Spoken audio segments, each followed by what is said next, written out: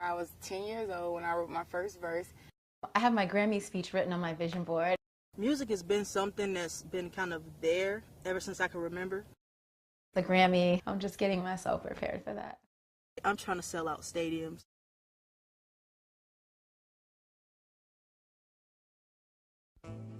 I think from day one, CoverGirl understood that for me, beauty comes from the inside and exudes out. And of course, we love to look beautiful on the outside, but that beauty really starts within, and they got that from the very beginning.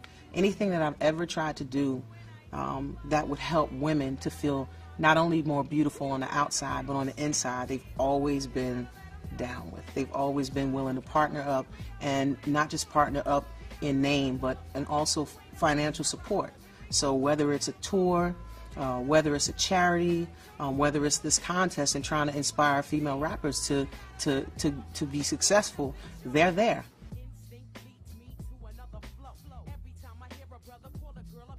I met the whole Flavor Unit crew, and it was mostly guys. I mean, there was a bunch of girls of us around, but I was pretty much the only rapper in the crew. So I was around a lot of guys. I was around a lot of competition. We all scrutinized each other's rhymes. I was around a DJ who came from New York, who had a lot of connections, who made beats that were like no one else's, in Mark the 45 King. And so I had a lot of support just from my own crew.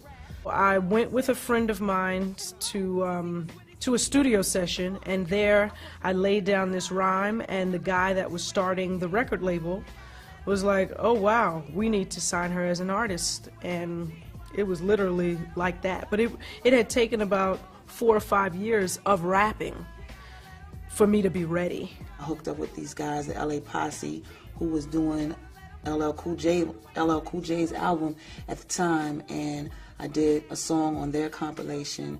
And when they came back to California, they let Dre hear it. Dre heard me, asked how to get in touch with me.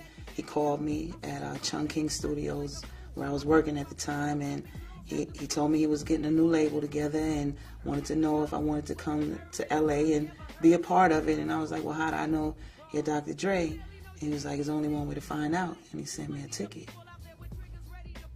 Ice Cube was a part of NWA. He was thinking about leaving and looking for a female artist, and heard about me. I've been doing a lot of performing around the community, a lot of talent shows.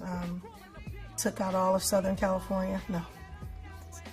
I'm only joking, but he heard about me, and we linked up, and it wasn't before long that we were writing music and taking a trip to New York to meet Miss Sylvia Rome.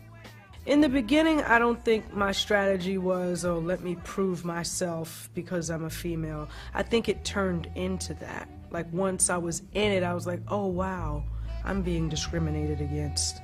Okay, so now I gotta give it that much more so that they really understand I have a reason to be here.